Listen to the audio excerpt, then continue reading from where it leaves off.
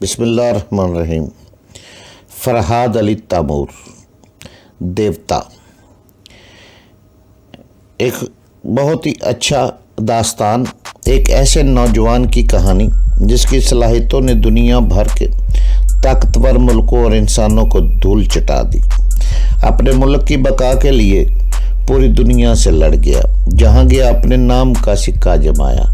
جسے بچپن میں نہ ماں کا پیار ملا نہ باپ کا، جو ماں کی گود کو ترستا رہا، جسے نفرت ہی نفرت ملی۔ تو جناب اس کی طرف چلنے سے پہلے آپ پلیز چینل کو سبسکرائب کریں، لائک اور شیئر کریں، تاکہ ہر آنے والی قسط آپ کو فوری مل سکے۔ فیروز نے گھرا کر کہا، کیا تم مجھے احمق سمجھتی ہو؟ میں اس دروازے کے سامنے 12:30 بجے سے کھڑا ہوں، اس وقت 4 بجے ہے۔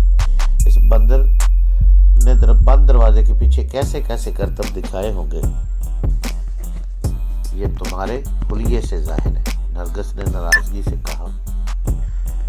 فیروز، یہ بڑے شرم کی بات ہے، تم اپنی نرگس کے کریکٹر پر شبہ کر رہے ہو۔ کیا تم مجھے ایسی گری پڑی لڑکی سمجھتے ہو کہ میں اس بندر سے؟ اس کی بات پوری ہونے سے پہلے ہی فیروز نے اس کے منہ پر ایک زوردار تماچا رسید کرتے ہوئے کہا، یہ گونگا بندر نہیں ہے، بلکہ تم مداری ہو۔ تم دولت کے لالچ میں مجھے محبت کے نام پر نچا رہی ہو۔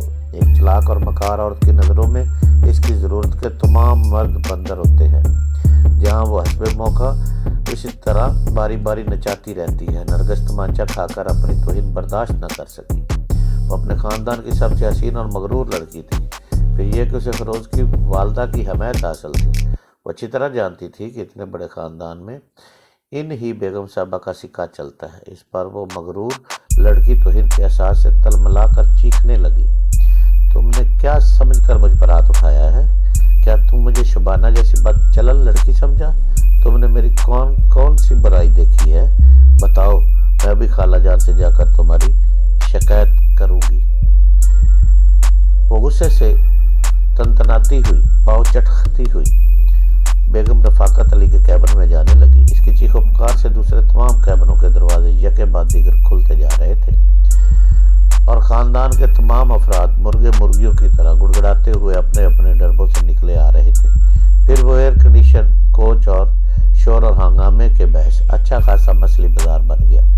سب لوگ اپنی اپنی بولیاں بول رہے تھے۔ نرگس کے ماں باپ چیخ چیخ کر احتجاج کر رہے تھے کہ فیروز نے ان کی جوان بیٹی پر ہاتھ کیوں اٹھایا ہے۔ رفاقت علی کی بیگم بھی اپنی بھانجی نرگس کی حمایت میں فیروز کو ڈانٹ رہی تھی۔ رفاقت علی شبانہ کو اپنی بہو بنانا چاہتے تھے۔ انہوں نے اس موقع سے فائدہ اٹھاتے ہوئے اپنے بیٹے کی حمایت کرتے ہوئے کہا، اس طرح شور مچانے سے کسی کی سمجھ میں کوئی بات نہیں آئے گی۔ میرا بیٹا جاہل گوار نہیں ہے، پہلے اسے صفائی پیش کرنے کا موقع دو کہ اس نے ایسا کیوں کیا۔ فیروز نے ہاتھ اٹھا کر میری طرف اشارہ کرتے ہوئے کہا، نرگس 12:30 بجے اس گونگے کے کیبن میں گئی تھی۔ اتفاق سے میں اسی وقت اپنے کیبن سے باہر نکل رہا تھا، میں نے اسے دیکھ لیا۔ اس وقت سے 4 بجے تک کیبن کے دروازے پر کھڑا رہا۔ اب آپ لوگ اس سے پوچھیں کہ یہ اب تک اس بندر کیبن میں کیا کرتی رہی ہے؟ تمام لوگوں کی سوالیہ نگاہیں نرگس کی طرف اٹھ گئی۔ نرگس ایک نادان بچی کی سی معصومیت سے بولی، ممی مجھے کیا معلوم تھا کہ میں اس گونگے کے پاس نیک نیتی سے جاؤں گی تو بدنیت کہلاؤں گی۔ وہ گونگا مسخرہ ہے، بندروں کی طرح تماشے کرتا ہے۔ اس کے مسخرے پن سے میری دلچسپی اتنی بڑھ گئی کہ مجھے وقت کا احساس ہی نہ رہا۔ میں نہیں جانتی تھی کہ فیروز مجھے اس طرح بدنام کریں گے۔ میں یہ توہین برداشت نہیں کر سکتی۔ فیروز کو مجھ سے معافی مانگنی ہوگی، یہ کہہ کر وہ روتی ہوئی کیبن کے اندر چلی گئی۔ نرگس کا باپ فیروز کو سمجھانے لگا کہ اسے بغیر سوچے سمجھے اس کی جوان بیٹی پر اتنا بڑا الزام نہیں لگانا چاہیے۔ بیگم رفاقت نے میری طرف گھور کر دیکھتے ہوئے کہا، سارا قصور اس گونگے کا ہے، اس نے اپنے مسخرے پن سے میری معصوم بانجی کو بہلا پھسلا کر اپنے کیبن میں روک لیا تھا۔ ہم سب بچپن سے نرگس کو جانتے ہیں، وہ کتنی معصوم اور نادان ہے۔ یا اتنے نوجوان مرد ہیں، انہیں چاہیے کہ اس گونگے کو پکڑ کر ماریں تاکہ یہ آئندہ کسی شریف زادی کو اس طرح بیوقوف نہ بنائے۔ رفاقت علی نے کہا، بیگم ہوش کی باتیں کرو، یہ گونگا مگر کس کے پاس نہیں آیا؟ نرگس اس کے کیبن میں گئی ہے، ہم اسے ڈانٹ ڈپٹ کر سمجھا سکتے ہیں، مگر سوال یہ ہے کہ اس جرم پر اسے ڈانٹنا جائے۔ اس کچھ کہنے کا مطلب یہ ہوگا کہ ہم نرگس کے جرم کو تسلیم کر رہے ہیں، اپنی عزت اپنے ہاتھ میں ہوتی ہے، دوسرے کا گریبان پکڑ کر بدنامی کو ہوا دینا دانشمندی نہیں ہے۔ فیروز غصے سے چلتا ہوا اپنے کیبن کے دروازے کی طرف گیا، وہاں شبانہ خاموش کھڑی ہوئی تھی، یہ تماشا دیکھ رہی تھی۔ اس نے شبانہ پر ایک نظر ڈالی، پھر اپنے بزرگوں کی طرف دیکھتے ہوئے بولا، آپ لوگ نرگس کی بے حیائی کو تسلیم کریں یا نہ کریں، لیکن آج میری آنکھ کھل گئی ہے، یہ میری بات میری سمجھ میں آ گئی ہے کہ شبانہ جیسی خاموشی سے ظلم سہنے والی اور وفاداری کی لاج رکھنے والی لڑکیاں صرف نصیب والوں کے حصے میں آتی ہے۔ اگر اب میں شادی کروں گا تو شبانہ سے، ورنہ نہیں، یہ کہہ کر اس نے شبانہ کا ہاتھ تھام لیا۔ شبانہ کی آنکھوں سے بے اختیار آنسو نکل پڑے، وہ مارے خوشی کے پھوٹ پھوٹ کر رونے لگی۔ فیروز نے اسے سہارا دیا اور اسے اس کے کیبن تک لے گیا، پھر اس کے کیبن میں اسے چھوڑ کر واپس اپنے کیبن کے دروازے پر آیا۔ میں اس سے دور اپنے کیبن کے دروازے پر کھڑا ہوا تھا۔ اس نے مٹھی باندھ کر مجھ سے انگوٹھا دکھاتے ہوئے کہا، مسٹر گونگے، میں تمہارا شکر گزار ہوں۔ یہ کہہ کر وہ اپنے کیبن کے اندر چلا گیا۔ فیروز کا یہ فیصلہ سن کر بزرگوں کے درمیان ہلچل سی مچ گئی تھی، سب کے سب رفاقت علی کے پیچھے پڑ گئے، وہ اپنے بیٹے کو یہ فیصلہ بدلنے پر مجبور کر دیں، ورنہ نرگس بدنام ہو جائے گی۔ رفاقت علی نے کہا، بیگم، تمہیں اپنی بانجی کی بدنامی کا بڑا خیال ہے، لیکن جب میری بھتیجی بدنام ہوتی رہی تو تم نے مجھے تانے دے کر خاموش کر دیا۔ میرے بھائی کی بیٹی بد چلن ہے، یہی کہا تھا نا، میرے خاندان کی لڑکیاں قابل اعتماد نہیں ہیں، اب تم اپنے خاندان کی لڑکیوں کی بد چلنی پر ماتم کرو، میرے بیٹے کا فیصلہ میرا فیصلہ ہے۔ یہ کہہ کر وہ جواب سنے بغیر اپنے کیبن میں چلا گیا۔ میں نے بھی اپنے کیبن کا دروازہ بند کر لیا، آرام سے آ کر بستر پر لیٹ گیا۔ میں شبانہ کی تقدیر بدلنا چاہتا تھا، لیکن اس سلسلے میں نرگس کو بدنام نہیں کرنا چاہتا تھا۔ خود اس کی بے باکی نے اسے بدنام کر دیا تھا اور حالات نے اس کے نصیب بگاڑ کر شبانہ کے نصیب سنوار دیے تھے۔ بہت ہو چکا تھا، میں زندگی میں اتنے ہنگاموں کا بھی خواہش مند نہیں تھا کہ مجھے سونے کا موقع بھی نہ ملے۔ صبح کی دھیمی دھیمی روشنی کھڑکی کے باہر نظر آ رہی تھی۔ میں نے آنکھیں بند کر کے اپنے دماغ کو ہدایت کی کہ دن 11 بجے میری آنکھ کھل جائے۔ اس کے بعد میں نیند کے اندھیروں میں گم ہو گیا۔ حسب ہدایت ٹھیک 11 بجے میری آنکھ کھل گئی۔ بستر سے اٹھ کر ضروریات سے فارغ ہونے کے بعد میں نے یوگا کی مشقیں شروع کی۔ اس کے بعد میں لباس پہن کر باہر نکلنے کی تیاریاں کرنے لگا۔ باہر نکلنے سے پہلے دوستوں اور دشمنوں کے دماغ میں جھانکنا ضروری تھا کہ ان کی مصروفیات کا علم ہوتا رہے۔ میں نے آرام سے برتھ پر بیٹھ کر سب سے پہلے بیل منڈو کی طرف توجہ دی، کیونکہ ماسٹر یوشے میرے سلسلے میں سب سے زیادہ اسے پریشان کر رہا تھا۔ اس وقت بیل منڈو سمندر کے ساحل پر تنہا کھڑا ہوا تھا اور اپنے آئندہ پروگرام کے متعلق سوچ رہا تھا۔ اس کے آئندہ پروگرام کا تعلق بھی مجھ سے ہی تھا۔ وہ اس وقت سوچ رہا تھا، خدا کا شکر ہے کہ آخر قائل کا نام اور پتہ معلوم ہو گیا ہے۔ میں دوپہر کی فلائٹ سے لاہور جاؤں گا اور شام تک اس قاتل کے رشتہ داروں تک پہنچ جاؤں گا۔ واقعی یہ ٹیلی پیتھی جانے والے شیطان سے کم نہیں ہوتے، پتال میں چھپنے والے مجرموں تک بھی پہنچ جاتے ہیں۔ میں نہیں جانتا کہ یہ ٹیلی پیتھی جانے والا کہاں ہے، اسی شہر میں ہے یا مجھ سے ہزاروں میل دور بیٹھا ہے، لیکن حیرانی کی بات یہ ہے کہ وہ سوچ کا سفر طے کرتے ہوئے لاہور اس کے رشتہ داروں تک پہنچ گیا ہے۔ بیل منڈو کی سوچ پڑھتے ہی میرا سارا سکون درہم برہم ہو گیا۔ میری نگاہوں کے سامنے میری پھوپھی اور زرینہ کا چہرہ گھوم گیا، اور اس کے ساتھ ہی فرزانہ اور پپو بھی تھے اور گونگا شیتل بھی تھا۔ آج شام تک ان سب پر بیل منڈو کا تاب نازل ہونے والا تھا۔ وہ ان لوگوں سے میرا پتہ معلوم کرنے کے لیے اور میرے متعلق معلومات حاصل کرنے کے لیے ان پر ظلم کر سکتا تھا، اور ناکامی کی صورت میں انہیں اذیتیں پہنچا کر مار بھی سکتا تھا۔ اسے ناکامی اس لیے ہوتی کہ پھوپھی اور فرزانہ میرے متعلق کچھ نہیں جانتی تھی اور نہ ہی انہیں بتا سکتی تھی کہ میں کہاں پایا جا سکتا ہوں۔ مجھے یہ معلوم کرنا تھا کہ ماسٹر یوشے میرے لاہور کے پتے سے کس طرح واقف ہو گیا۔ اس مقصد کے لیے مجھے بیل منڈو کے دماغ سے چپکے رہنے کی ضرورت تھی، مگر اس سے پہلے مجھے اپنے عزیزوں کی حفاظت بھی کرنا تھی۔ یہ سوچ کر میں نے پھوپھی سے دماغی رابطہ قائم کیا۔ اس وقت پھوپھی لاہور چھوڑ کر شاہ کوٹ جانے کی تیاریاں کر رہی تھی۔ میں نے اس کے دماغ پر دستک دی تو وہ خوشی سے کھل گئی۔ انہوں نے ممتا بھرے انداز میں سوچا، بیٹے، آج اتنے دنوں بعد پھوپھی کی یاد آئی ہے۔ میں نے سوچ کے ذریعے کہا پھوپھی جان آپ جانتی ہیں کہ میں بڑی مصروف زندگی گزارتا ہوں، جب تک آپ لوگوں کی طرف سے اطمینان رہتا ہے اس وقت تک میں بے فکری سے جدوجہد میں مصروف رہتا ہوں۔ اب اس لیے یاد کیا کہ میرا خطرناک دشمن شام تک وہاں پہنچنے والا ہے، وہ مجھے تلاش کر رہا ہے، فی الحال اس کے سامنے نہ آنا، میں بھی نہیں آنا چاہتا، اس لیے وہ آپ لوگوں کو پریشان کر کے مجھے سامنے آنے پر مجبور کرے گا۔ میں چاہتا ہوں کہ آپ لوگ اسی وقت وہ شہر چھوڑ کر دور چلے جائیں، شاہ کوٹ جانا مناسب نہیں ہے۔ جو دشمن آپ لوگوں کے تک پہنچ سکتا ہے وہ یہ بھی معلوم کر سکتا ہے کہ شاہ کوٹ میں میری زمینیں ہیں اور وہاں بھی پہنچ سکتا ہے۔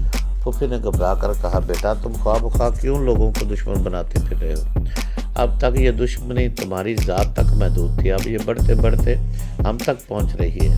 مجھے اپنی جان کا ڈر نہیں، تم خود سوچو، میرے ساتھ میری جوان بیٹی ہے اور تم نے مجھے فرزانہ جیسی جوان عورت کا سرپرست بھی بنایا ہے، اس کے ساتھ ایک چھوٹا سا بچہ بھی ہے، میں تنہا سب کیسے سنبھالوں گی؟ شیتل گونگا ہے، اسے تو بات کرتے ہوئے بھی وحشت ہوتی ہے، ہم بڑی دیر میں ایک دوسرے کی باتیں سمجھتے ہیں، وہ ہماری کیا مدد کرے گا؟ پھوپھی جان وہ بڑے کام کا آدمی ہے، پھر آپ خود کو تنہا کیوں سمجھتی ہیں؟ آپ یہ تو سوچئے برے وقت میں فوراً سوچ کے ذریعے قریب آ جاتا ہوں، آپ کسی بات کی فکر نہ کریں، ان سب کے ساتھ اسی وقت ذریعہ کار مری چلی جائے، میں ابھی اسی طرف جا رہا ہوں، ہم جلد ہماری ملاقات ہوگی، ملاقات ہونے پر تفصیلی گفتگو ہوگی، اس نے مجھے اجازت دے، میں کسی اور کام کی طرف جانے والا ہوں اور میرے مشورے پر عمل کرے، خدا حافظ۔ میں نے سوچ کے ذریعے گفتگو ختم کر دی، مگر چپ چاپ ان کی سوچ کو پڑھتا رہا۔ میں یہ دیکھنا چاہتا تھا کہ فوری طور پر وہ میرے مشورے پر عمل کرتی ہیں یا نہیں۔ وہ عمل کر رہی تھی کیونکہ انہیں اپنی جوان بیٹی کی بڑی فکر تھی، ان کی طرف سے مطمئن ہو کر میں نے ان سے دماغی رابطہ ختم کر دیا۔ تھوڑی دیر تک میں پرسکون بیٹھا رہا، پھر میں نے دوبارہ بیل منڈو کے دماغ میں جھانکنا شروع کر دیا۔ سمندر کے ساحل پر اس کا کوئی متحد اس کے قریب آتے ہوئے کہہ رہا تھا جناب آپ کا سفر کا سامان باندھ دیا ہے، فلائٹ کا وقت 2:55 ہے۔ بیل منڈو نے اس سے کہا کہ اس کے لیے کھانا لگایا جائے، وہ کھانے کے بعد وہاں سے روانہ ہوگا۔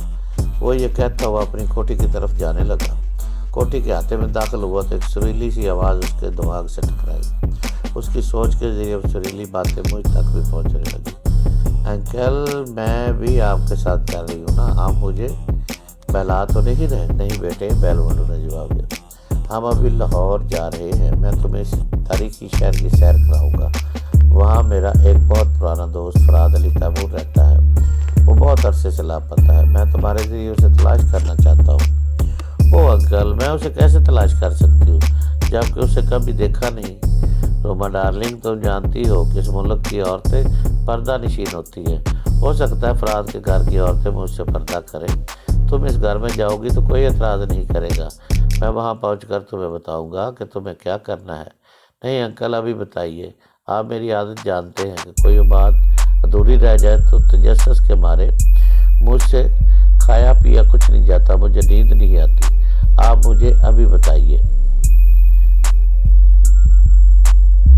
بیل منڈو کے ہنسنے کی آواز ہے، وہ اپنی بھتیجی کو چھیڑ رہا تھا، میں اپنی بیٹی کو ابھی نہیں بتاؤں گا، اگر تجسس پیدا ہو رہا ہے تو تم خود ہی سوچو، وہاں پہنچ کر اس گھر کی عورتوں سے میرے دوست فراد کے متعلق کیا بات کرو گی؟ وہ دونوں باتیں کرتے ہوئے ڈائننگ ٹیبل کے اطراف آ کر بیٹھ گیا۔ روما نے کہا اگر میں سوچنے بیٹھ گئی تو کھانے میں آپ کا ساتھ نہیں دے سکوں گی۔ نہیں بیبی، کھاتی بھی جاؤ اور سوچتی بھی جاؤ، ایک وقت میں جب 2 کام کر سکتی ہو تو بھئی ایک وقت 2 کام کرنے کی عادت ڈالنی چاہیے۔ وہ بھئی ایک وقت کھانے اور سوچنے لگی، پھر کہنے لگی انکل اس ملک کی عورتیں بڑی بیک ورڈ ہے، میں تو بہت ہی کم ان سے باتیں کروں گی، میں ان سے کہوں گی کہ فراد صاحب میرے انکل کے بہت اچھے دوست ہیں، مجھے بتایا جائے کہ ان دنوں وہ کہاں ہیں، میرے انکل سے وہ کیوں نہیں ملتے؟ بیل منڈو نے پوچھا اگر فراد اس گھر میں کہیں چھپا ہوا اور وہ تمہیں نہ بتائے تو؟ روما نے حیرانی سے پوچھا انکل جب وہ آپ کا دوست ہے تو آپ سے اور مجھ سے کیوں چھپے گا؟ روما تو میرے کاروبار کے متعلق کسی حد تک علم ہے، تم یہ بھی جانتی ہو کہ دوستوں سے میرا خفیہ لین دین ہوتا رہتا ہے، اس لین دین کے سلسلے میں فراد نے میرے 50,000 رکھ لیے ہیں اور مجھ سے چھپتا پھرنا۔ او انکل تب آپ ضرور کوئی ہنگامہ کریں گے، آپ کا کاروبار میں بےایمانی کرنے والوں کو معاف نہیں کیا جاتا۔ اگر وہاں بہت زیادہ گڑبڑ ہوگی تو میں آپ کے ساتھ نہیں جاؤں گی۔ بیبی بیل منڈو نے کہا، بلیل منڈو ایک آہنی قلعہ ہے، جب تک تم اس قلعے کی پناہ میں رہو گی کوئی تمہیں آنکھ اٹھا کر بھی نہیں دیکھے گا۔ سینکڑوں مرد اور عورتیں میرے متحد کام کرتے ہیں، میں ان میں سے کسی کو بھی اپنے ساتھ لے جا سکتا ہوں۔ تمہیں اس لیے لے جا رہا ہوں، تم ایک عرصے سے لاہور پیڑی اسلام آباد اور بری کی سیر کرنے کی ضد کر رہی ہو، تمہاری یہ ضد بھی پوری ہو جائے گی اور میرا کام بھی بن جائے گا۔ کام یہ معمولی سا ہے، تمہیں فراد کے گھر میں پہنچ کر فراد کے متعلق گفتگو کرتے وقت یہ خواہش ظاہر کرنی ہے کہ تم ان کی کوٹھی کے اندر سے دیکھنا چاہتی ہو۔ جب تمہیں دیکھنے کا موقع ملے تو وہاں کے ایک ایک کمرے اور کوریڈور کو اچھی طرح سے نشین کر لینا کہ کون سا راستہ کس کمرے کی طرف جاتا ہے۔ جب تم مجھے تمام تفصیلات بتاؤ گی تو پھر میں اپنی تدبیر سے فرات تک پہنچ جاؤں گا۔ دوسرے دن میرے ماتحت بھی وہاں پہنچ جائیں گے۔ ایک باڈی گارڈ تمہیں وہاں کی سیر کرائے گا اور میں اپنا کام کرتا رہوں گا۔